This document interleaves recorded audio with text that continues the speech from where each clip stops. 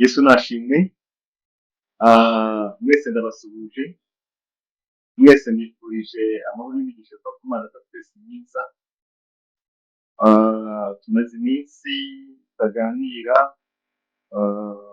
ubambonye bwa mbere amaze iminsi amwe mu Imana, ndi umugabo, ndashima Imana cyane guhamagarira umurimo wayo w'ivugabutumwa. Muri rusange mwese ndabasuhuje kandi bahaye ikaze cyane muri uyu mwanya w'amateraniro tugiye kubana nawe mu ijambo ry'Imana. Mureke rero dutangire dusenga Imana kugira ngo duhamagare ubwiza bw'Imana turi kubana muri rusange kandi bubane natwe. Mana yacu, ndagushimiye kuri mwiza, ndagushimiye kuri uwera, ndagushimiye kugira neza, ngushimiye ko wabanye natwe, ngushimiye ko watwinze, utwemereye yuko dushyika muri aya masaha turi bazima, tumeze umwuka bazima. Ni uburinzi bwawe bukomeye, turagushimiye cyane ko tugiye kuboneka aha ngaha kuri iyi cano. Murengezi mwiza, umuntu washyizwe ko tugere tuganire ijambo ryawe, tumwe tugitanye n'urugendo twaba turimo. Nyemera muri rusange uzibane natwe, uzidushyigikire, uze utuyobore mu byo tuvuga byose, umwuka wera w'ubwenge aganze, ari njyewe unshyigikire, ushyigikire abari kumva bose. Muri rusange ureke kwigisha abakomeza natwe twese. Urakoze tujye kubona mu buryo bw'ukuri mu izina rya Yesu. Amen. Uyu munsi ndifuza ko twaganira cyane ku magambo y'Imana. Aya magambo Imana yashyize ku mutima wanjye, ndumva cyane intego y'ijambo tugiye kuganiraho ni ijambo rivuga gusa na Kristo. Gusa na Kristo ni amagambo abantu biga nimba asanzwe, ariko turibeshya cyane amagambo y'Imana dusanga hano mu butumwa bwiza, ijambo ry'Imana intumwa Pawulo yandikiye itorero ry'Abafilipi. Dusome ku bice bitatu umurongo wa 16, dore kuri 7-16 nta kibazo kirimo. Niyo magambo tugiye kuba twahereho Abafilipi ibice 7. Mureke dusome izina rya Yesu. Kuri 7 aravuga ngo nyamara ibyari indamu yanjye nabitekereje ko ari igihombo bwa Kristo, ndetse n'ibintu byose mbitekereza ko ari igihombo cy'ubutunzi butagira akagero, ariko kumenya Kristo Yesu kubw'uwo nahombye ibyanjye byose, ndetse mbitekereza ko ari amase kugira ngo ndonke Kristo, kandi mboneke ko ndi muri we ntafite gukiranuka kwanjye kuva mu mategeko, ahubwo mfite ukuzanwa no kwizera Yesu Kristo, ariko gukiranuka kuva ku Mana guheshwa no kwizera, kugira ngo menye n'imbaraga zo kuzuka kwe, no gufatanya n'imibabaro ye, no kugashushanywa no gupfa kwe, ngo ahari ngere ku muzuko w'abapfuye. Bishatse ntacyo tukaba tugarukiye hano, ntacyo bitwaye, ariko cyane cyane imbaga cyane n'umurongo wa 7, kuri ubu ni amagambo Pawulo yarimo yereka abantu uburyo gutunga Kristo bishobora gutuma umuntu agomba iby'isi muri rusange, n'ibyo yarimo avuga. Rero kugira ngo umuntu ahinduke asa na Kristo, muri make ibintu bisaba, ni inzira igusaba ibintu byinshi bishoboka, kuko ikibazo dufite cyane gikomeye cyane, hari inyuma zingahe bazigeze zigaragaza umuntu abura gusa na Kristo, akenshi bitewe n'ibintu bitandukanye. Abantu benshi babura gusa na Kristo bitewe n'inyigisho bagiye bahawe. Rero hari abantu benshi usanga bazakira inyigisho, ukumva barakubwiye ngo nta kindi, ngo iyo mbaze gusoma ngo byamaze kurangira, ngo byose birangiye byose ku musaraba, ukumva barimo barakubwira amagambo y'ibintu bitandukanye yo kuza kuyobya, zikaza gutuma rero kandi kwisanga, kugira ngo uze kugera kuri wa muntu cyangwa kugira kwifasha kuri iwe, ugasanga n'ubwo wakiriye ibintu bigoranye cyane bitewe n'inyigisho wagiye wakira zikwiye ahantu hatandukanye.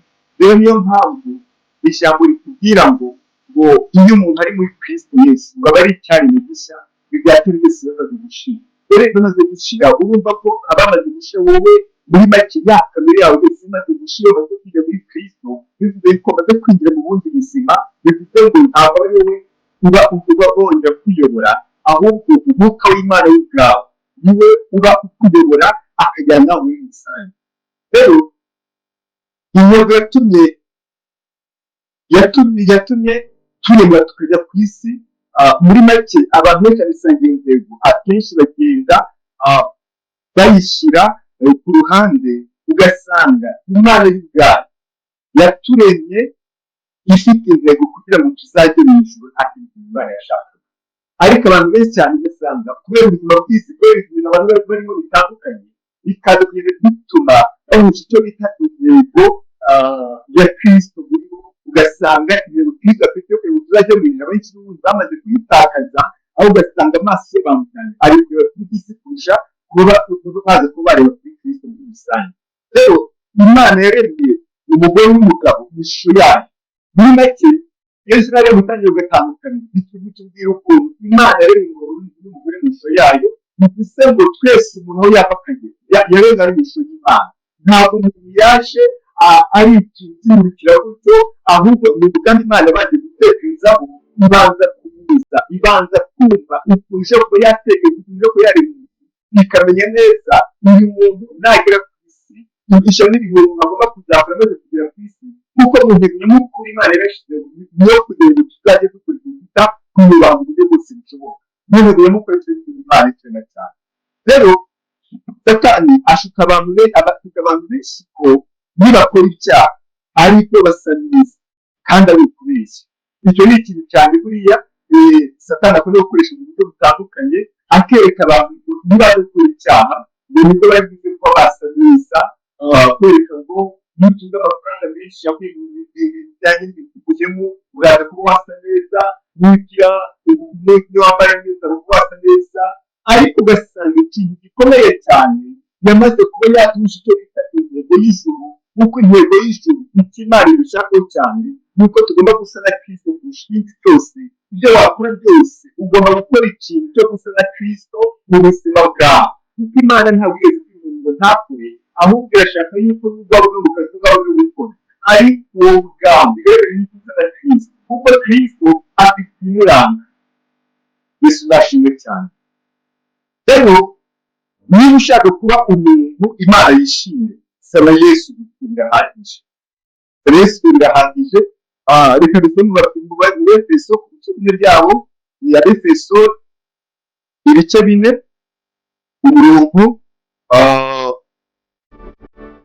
Efeso ibice bine umurongo wa 11 n'uwa 12. Efeso 11 umurongo wa 12 hanyuma bakavuga ngo nuko bamwe kuba intumwa ze, n'abandi kuba abahanuzi, n'abandi kuba ababwirizabutumwa, n'abandi kuba abungeri n'abigisha, kugira ngo abere batunganirizwe rwose gukora umurimo wo kugabura iby'Imana no gukomeza umubiri wa Kristo. Yesu nashimwe. Rero icyo mugomba kumenya cyo, Imana ni yera kandi izabana n'umubiri. Nta munyakibi usigura akandagira mu isi, ibyo ntabwo bisigura bishoboka. Imana izabana n'abera, izabana n'abantu benshi, abantu basa neza, nibo bantu Imana izabana nabo muri rusange. Iyo dusubira mu Bakorinto gatatu cumi na gatandatu, niho hari amagambo. Abakorinto 3:16, hari 3:16 hari amagambo avuga ngo ntuzi yuko muri rusengero Imana kandi ko umwuka w'Imana aba muri mwe. Yesu nashimwe. Rero ahangaha Imana yamaze guturema, yamaze kwemeza yuko turi urusengero rwayo, kuko muri make y'ubwayo yaje kutugenda icyaka y'uko tugendera muri yo. Byari bitwibwira ngo hari amazu yubatse, ari amazu yubatse ntabwo ari insengero, ari amazu yo kubaka ibintu bitandukanye. Kimwe n'uko mushobora kujya mu kazi wateranye mukandikira muri insengero nyinshi zitandukanye, mukandikira mwafite ibyiza by'Imana, ariko ntabwo bigomba gusenga Imana ko twageze muri ariya mazu, ahubwo itegeko ry'Imana ry'ubwayo.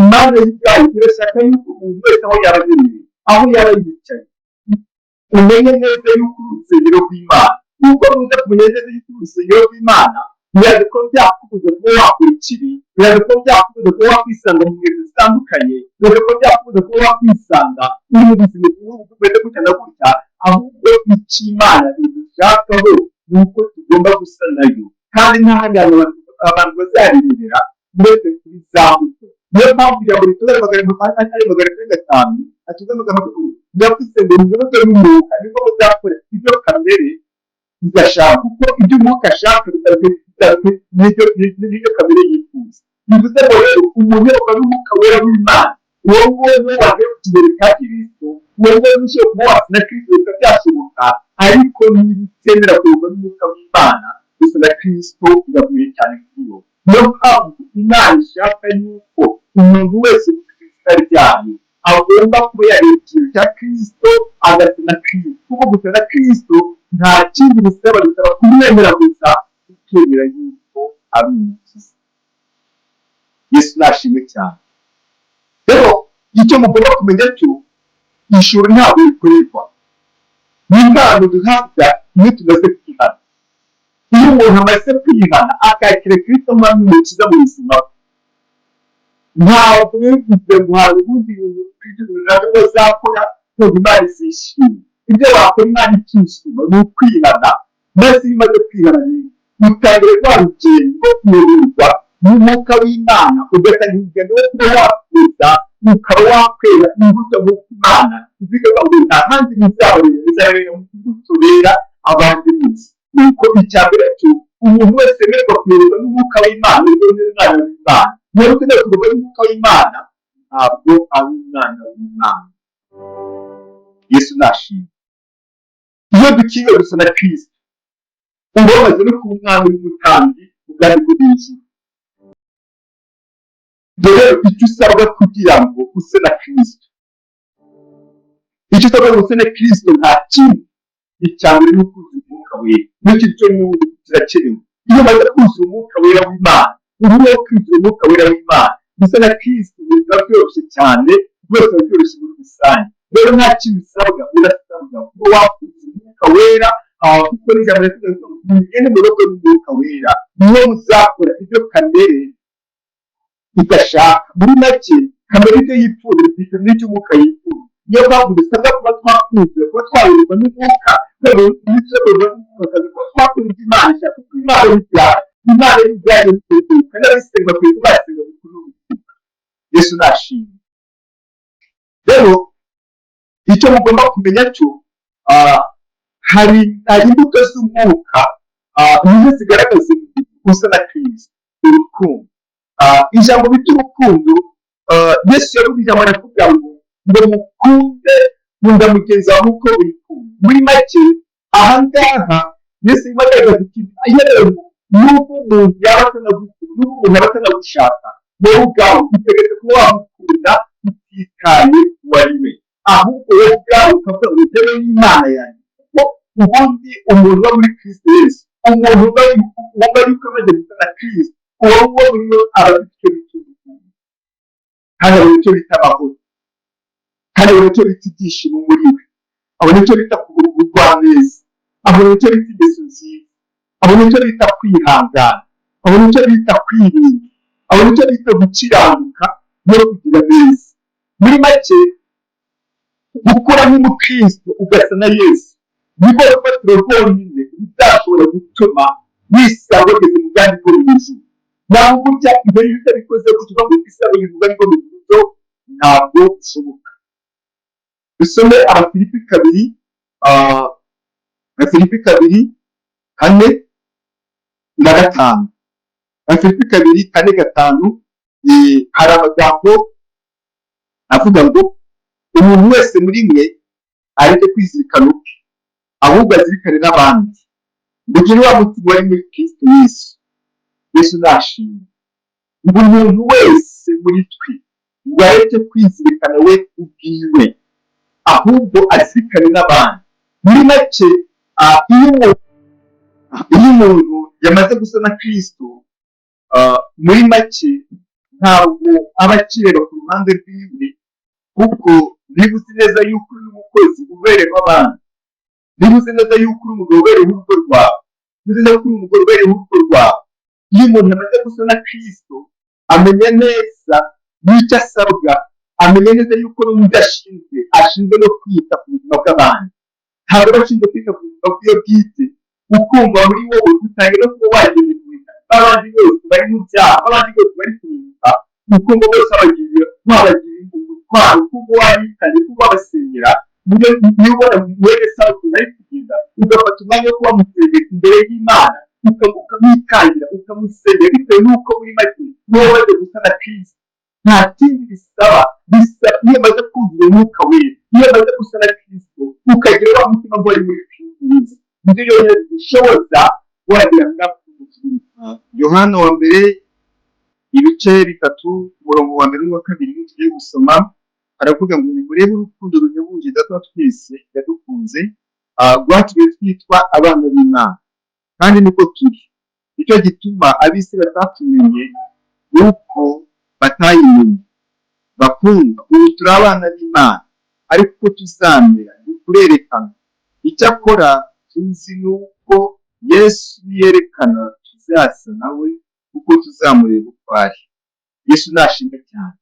Rero gusa na Kristo nta kindi bigusaba, ni ugufatira urugero kuri Kristo, ukareba Kristo uko yari ameze, ukareba Kristo uko yiyoroshyaga, ukareba Kristo ubuzima yabayemo, ukaza gutuma nawe ubwawe. Yesu nashimwe. Icyo dusabwa rero kugira ngo duse na Kristo nta kindi usibye kuzura umwuka wera. Rero niyo mpamvu Bagalati 5:6 ngo ndavuze ngo umuyoborwa n'umwuka wera mwiza kuryo kamere ishaka. Imbuto z'umwuka n'izindi twavuze harimo urukundo, amahoro, ibyishimo byose. Umuntu wese yamaze kuzura ibyo byose, agatuma amaze kwakira, agatuma amaze kugira imbuto z'umwuka wera muri rusange, kuba yasa na Kristo, kuba yabona Kristo aba ari ibintu byoroshye. Rero ntabwo washobora kuba wakwemera kuvuga ngo uri na Kristo utemera kuyoborwa nawe. Rero niba ushaka kuvuga ngo uyoborwa na Kristo, ushaka kuvuga ngo urashaka kuba na Kristo, nta kindi usabwa, urasabwa kuba wapfa wowe ubwawe, muri make ube bwa Kristo, wongere utukiye muri Kristo, kuko niwe wenyine gusa ashobora kuba yagushoboza gusa nawe. Muri make isabukuru wenyine gusa nuko wowe ubwawe uzemera ukera imbuto zose nk'uko bidusaba, kuko iyo umuntu ari muri Kristo Yesu amaze kuba icyaremwe gishya, ntabwo bari bwa Kristo, akaba ari Kristo kuba yamuyobora mu buryo bwose. Rero tugiye gusenga Imana, mureke dusenge. Ariko icyifuzo nyamukuru nifuza ko wagira muri aya masaha, aba Kristo aguye gusa nawe. Muri make ubwawe ubanze wirebeho, ubanze witekerezo cyane, ubanze urebe neza ingeso zagiye zikunanira, izo zose uze uzibwire Kristo, kuko nta kindi yiteguye kuba yakubabarira, kandi yiteguye no kuguha imbaraga, kandi yiteguye kuba yakuza umwuka wera wiwe kugira ngo abe yagufasha mu buryo bwose bushoboka. Mureke rero dusenge Imana, ariko urugire icyifuzo gikomeye cyane, Imana yo mu ijuru izakomeza kuko yagushoboza, kuko icyo Imana igambiriye ku muntu, irashaka yuko ibyo ari byo byose dukeneye byose, none tuba dushakisha ubuzima butandukanye, ngo tubanze dushakishe ubwami bw'Imana bukiranuka, ibindi byose bizaza kubw'ibyo. Ntabwo ari ngombwa ngo uri gusaba miliyari, uri gusaba imodoka, ahubwo kandi ushakisha ubwami bw'Imana bukiranuka, kuko iyo umuntu amaze kugira agakiza, akamaze kugira ubwami bw'Imana muri we, aho ngaho gusa na Kristo byamaze no kurangira. Rero mureke dusenge Imana, ariko tubwire Imana ndifuza gusa nawe, ndifuza gusa nawe, ndifuza gukora tubwire Imana. Mureke dusenge Imana. Impamvu muri ibyo ari ngo tunganira Imana ubudasiba, kandi ngo nutumvira Yesu uzasa nawe. Bivuze ngo rero muri make uko urushaho cyane kumenya ushakisha, nuko uzasa nawe, nuko uzamera nkawe. Rero nutagushaka n'ubu ntabwo utekereza umubona. Niyo mpamvu ari ry'amaraso ngo uzashaka mubone ibindi ushaka mwese. Niyo mpamvu icyago rito ngo ukunda abakunda kandi abashaka mwese bose bataha. Rero niyo mpamvu rero icyo Imana igishaka nta kintu yegera, Imana y'ubwayo izakuza, n'ubwo Satani n'ubu nawe azagukunda muri rusange. Reka dusenge Imana. Imana yacu turagushimiye kuko uri mwiza, tugushimiye ku ijambo ryawe mu izina rya Yesu Kristo. Mana, dukeneye imbaraga zidushoboza gusa nkawe, dukeneye kumera nkawe, dukeneye kuvuga nkawe, dukeneye gukora nkawe, dukeneye kugenda nkawe mu buryo bwose bushoboka. Uyadushoboze, uyadushyigikire, uyatwambike imbaraga z'umwuka wera, zimwe zidushoboza kuba twambere kandi tuba twasa nawe muri byose. Ndagushimiye ko uduhaye imbaraga, ndagushimiye ko twuze umwuka wera wawe mu izina rya Yesu Kristo. Ndagushimiye ko ubikoze kandi ko ubikoreye kubibagisha kubw'ineza nziza ubikoze mu izina rya Yesu Kristo umwami wacu. Amen. Imana muri kumwe tubahire kandi kumwe tubahereze umugisha. Ushaka kuba watwigisha ubona nimero munsi y'ikiganiro kirimo, nta kibazo no kuri WhatsApp watwigisha. Murakoze cyane nawe utaha Imana ikubereye.